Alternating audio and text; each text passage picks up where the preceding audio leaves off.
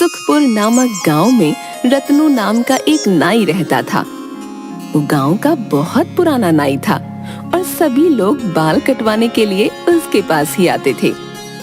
रत्नू का एक बेटा जग्गू था, जिसे अपने साथ काम पर लगाने के लिए दिन रात उससे मिन्नतें करता था। अरे बेटा, अब मैं बूढ़ा हो रहा हूँ, तुम्हें अब मेरा काम संभाल लेना चाहिए। तुम्हें कितनी बार समझाया है, एक नाई का बेटा नाई ही बनता है, राजा नहीं बन सकता। परंतु तुम्हारे भेजे में तो कोई बात ही नहीं जाती है। तुम मेरे साथ काम सीखना शुरू करोगे तभी तो दुकान संभाल पाओगे। नहीं नहीं, मुझे ये नाई का काम नहीं करना। मुझे ये काम बिल्कुल भी पसंद नहीं। अच्छा, एक नाई के बेटे होकर तुम ये सब बातें कर रहे हो। तुम्हें ये काम नहीं पसंद? तुम नाई नहीं बनोगे तो क्या राजा बनोगे? बाप बेटे में आए दिन यही खटपट चलती रहती, परंतु जग्गू किसी भी तरह से अपने बाप का काम संभालने के लिए तैयार नहीं था। वो हमेशा मन ही मन सोचता कि किस तरह वो इस काम से पीछा छुड़ाए। रोज की बहस से तंग आकर आखिर एक दिन जग्गू घर छोड़कर चला जाता है।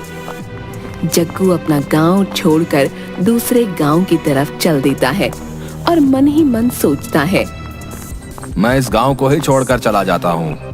किसी दूसरे गांव में जाकर नई जिंदगी शुरू करूंगा, जहां मुझे कोई न जानता हो। वहां मैं किसी को नहीं बताऊंगा कि मैं एक नाई का बेटा हूँ। इस तरह चलते चलते जग्गू अपने गांव से काफी दूर एक अजनबी गांव में पहुंचता है। सामने उसे एक मंदिर दिखता है। जग्गू मंदिर के अंदर चला जाता है। मंदिर के पंडित जी उससे पूछते हैं, अरे बेटा, तुम क्या यहाँ नए आए हो? आज से पहले मैंने तुम्हें कभी नहीं देखा। जय पंडित जी, प्रणाम। मैं काफी दूर के एक गांव से यहाँ आया हूँ। मैं इस गांव में किसी को नहीं जानता। क्या मैं आपके मंदिर में विश्राम कर सकता हूँ? बेटा, तुम कहाँ से आए हो और तुम्हारे पिताजी क्या काम करते हैं? अपने बारे में कुछ बताओ। पंडित जी का सवाल सुनकर जग्गू सोच में पड़ जाता है कि अब क्या बोले। सच तो नहीं बता सकता था। जी पंडित जी, मेरे पिताजी रत्नू नाथ शर्मा अपने गांव के जाने माने पंडित हैं और मेरा नाम जग्गू शर्मा है। अच्छा अच्छा, तो तुम पंडित परिवार से हो, परंतु घर छोड़कर यहाँ क्यों आ गए? मैं अपने घर से दूर रहकर कुछ सीखकर अपने बलबूते पर कुछ करना चाहता हूँ, परंतु अभी मेरी समझ में कुछ नहीं आ रहा कि मैं कहाँ जाऊं। देखो बेटा, पीछे ही मेरी कुटिया है। मैं वहां अकेला ही रहता हूँ और इस मंदिर की देखभाल भी मैं ही करता हूँ। तुम चाहो तो मेरे साथ रह सकते हो। तुम इस मंदिर का सारा काम संभाल लेना, जैसे कि इसकी साफ सफाई, पूजा वगैरह की तैयारी। मैं तुम्हें सब कुछ सिखा दूंगा।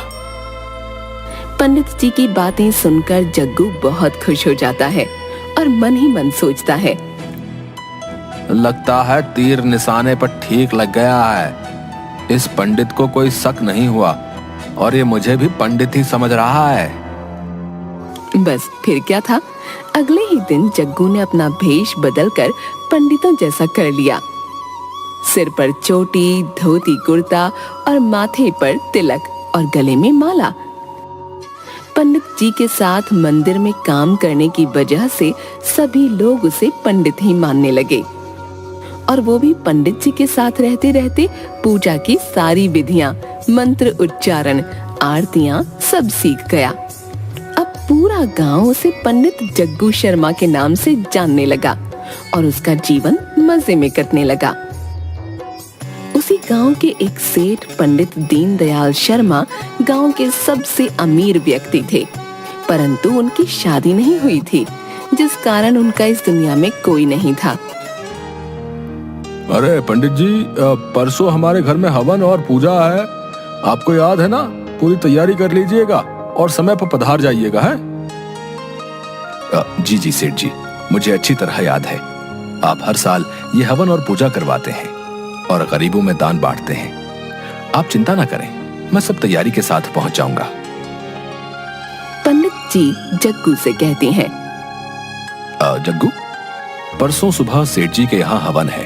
वो हर साल ये हवन और पूजा करवाते हैं। तुम्हें सामान की लिस्ट दे दूंगा, सारा सामान कल ही खरीद कर मंदिर में रख देना। परसों सुबह जल्दी ही हमें उनकी हवेली पर जाना है। नियमित समय पर पंडित जी और जग्गू सेठ जी की हवेली पर पहुंच जाते हैं। इतनी विशाल हवेली देखकर जग्गू हैरान रह जाता है और सोचने लगता है, इतनी बड़ी हवेली, वाह, ये तो बहुत पैसे वाले सेठ जी लग रहे हैं। लगता है खूब माल मिलेगा। पंडित जी और जग्गू सेठ के यहाँ बहुत अच्छे से पूजा और हवन संपन्न करते हैं। जग्गू को इतनी निष्ठा से पूजा और सभी कार्य करते देख सेठ जी पंडित जी से पूछते हैं, ये लड़का कौन है? पहले तो इसे कभी नहीं देखा। हाँ सेठ जी, कुछ ही दिन पहले ये मेरे पास आया है। पंडित घराने से ही है। इसके पिता भी अपने गांव के पंडित हैं। बहुत ईमानदार और मेहनती लड़का है। जग्गू को जब पता चलता है कि सेठ जी का इस दुनिया में कोई भी नहीं है, उसके दिमाग में एक तरकीब आती है। किसी भी तरह ये सेठ जी को बातों में फंसाकर इनके घर में अपनी जगह बनानी होगी। क्योंकि जग्गू काफी चालाक किस्म का लड़का था, वो सेठ जी के यहाँ आना जाना शुरू कर देता है। किसी भी बहाने से वो अक्सर सेठ जी के यहाँ आता और उनसे ऐसी मीठी मीठी बातें बनाता कि कुछ ही दिनों में सेठ जी उसे बहुत पसंद करने लगे। एक दिन पंडित दीनदयाल मंदिर में दर्शनों के लिए आते हैं, तो वापस जाते समय सीढ़ियों के पास उनकी सोने की चेन गिर जाती है। उस पर जग्गू की नजर पड़ती है तो उसके मन में लालच आ जाता है, परंतु दूसरे ही पल में सोचता है, यदि ये सोने की चेन मैंने सेठ जी को लौटा दी तो उनके मन में मेरे प्रति विश्वास और जाग जाएगा। यह अच्छा मौका है दिल में अपनी जगह बनाने का। बस यही सोचकर वो तुरंत चेन उठाकर सेठ जी को सौंप देता है। अरे रुकिए सेठ जी, ये देखिए आपकी सोने की चेन यहाँ गिर गई है। अरे सच में ये तो मेरी ही है, मुझे पता ही नहीं चला ये कब गिर गई। भाई तुम बहुत ईमानदार लड़के हो, वरना कोई और होता तो इतनी महंगी चेन कभी वापस नहीं करता।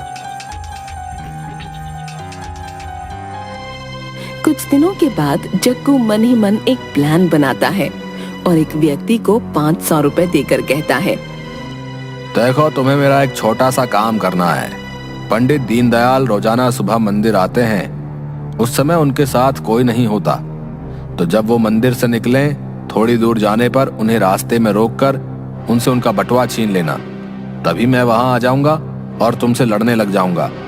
तुम मुझे नकली मुक्के और लात मारना, बदले में मैं भी तुम्हें मारूंगा और तुम वहां से भाग जाना।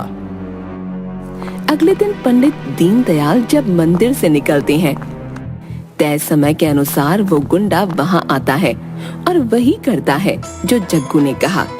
जग्गू तुरंत वहां पहुंचकर उस व्यक्ति से लड़ने लगता है और सेठ जी पर अपना प्रभाव बढ़ाने के लिए उस व्यक्ति से झूठ मूठ मार भी खाता है और सेठ जी का पर्स वापस लेकर उस आदमी को वहां से भगा देता है। बस इस घटना के बाद तो सेठ जी के मन में जग्गू के प्रति बहुत प्यार और विश्वास जाग जाता है और वे उसे पसंद करने लगते हैं। अगर आज ये लड़का ना होता तो न जाने क्या होता, भला हो इसका।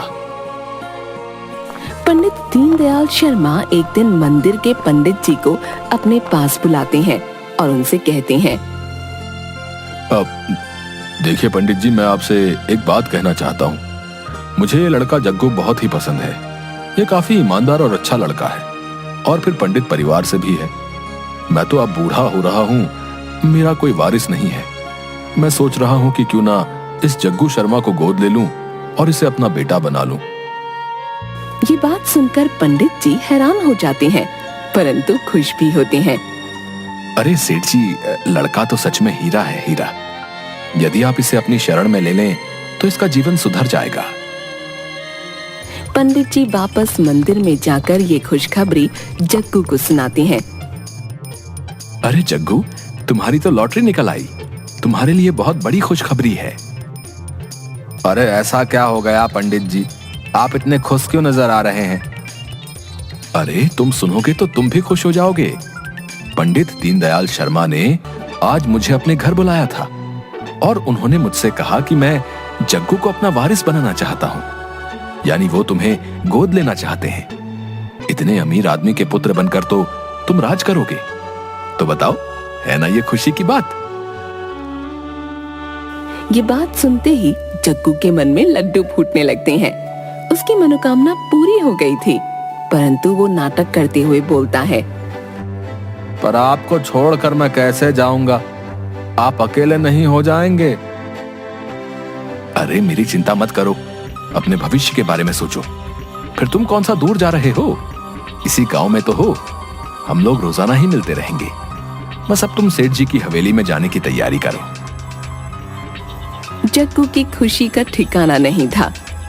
वो मन ही मन सोच रहा था कि तीर इतना जल्दी सीधा निशाने पर लग जाएगा, ऐसा तो उसने सोचा ही नहीं था। वो सोचता है, मेरे पिताजी तो मुझे बहुत ताने मारते थे कि नाई नहीं बनोगे तो क्या राजा बनोगे। अब कोई उन्हें जाकर बताए कि मैं तो सचमुच राजा बनने वाला हूँ। आखिर मेरा सपना जो पूरा होने जा रहा है। बस कुछ ही दिनों में पंडित दीनदयाल शर्मा जग्गू शर्मा को अपने घर पर अपना पुत्र बनाकर रख लेते हैं और धीरे धीरे उसे अपने कारोबार के बारे में समझाने लगते हैं।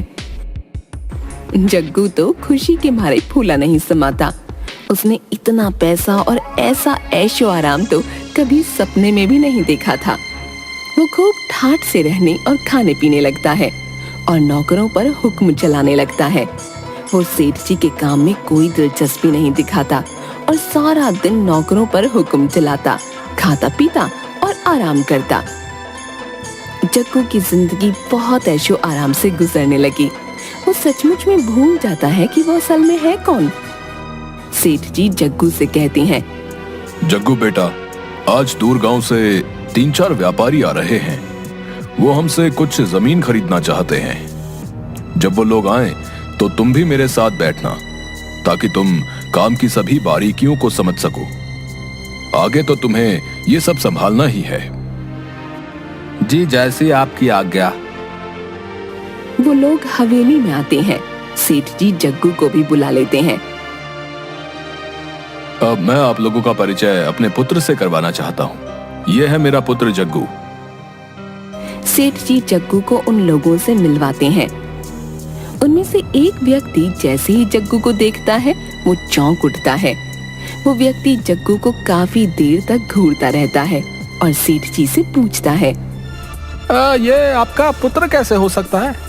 हमने तो सुना था आपकी कोई संतान नहीं। आपने ठीक सुना था, मैंने इसे गोद लिया है। इस पर व्यक्ति बोलता है, आप तो घराने के पंडित हैं, आपने एक नाई के लड़के को गोद कैसे ले लिया? सेठ जी सुनते ही गुस्से से लाल पीले हो जाते हैं। अब नाई का लड़का? अब ये क्या बकवास कर रहे हो? ये तो पंडित घराने से है। चाहो तो गांव के पंडित से पूछवा सकता हूँ। इस पर व्यक्ति बोलता है, मैं इसे पहचान गया हूँ। ये मेरे ही गांव के नाई रत्नू का इकलौता बेटा जग्गू है, जो कि अपने बूढ़े बाप को इस उम्र में अकेला छोड़कर यहाँ मजे कर रहा है। ऐसी बातें सुनकर जग्गू के पैरों तले जमीन खिसक जाती है। वो डर जाता है कि अब तो उसकी पोल खुल गई है। जग्गू ये नहीं जानता था कि झूठ की उम्र ज्यादा नहीं होती। वो एक ना एक दिन सबके सामने आ ही जाता है। जग्गू घबराकर सेठ जी से माफी मांगने लगता है। अब सेठ जी, मुझे माफ कर दीजिए, मैंने आपसे झूठ बोला था। ये व्यक्ति बिल्कुल सच बोल रहा है। मैं एक नाई का ही बेटा हूँ। मंदिर में पंडित जी के पास रहने के लिए मैंने ये झूठ बोला था कि मैं पंडित घराने से हूँ।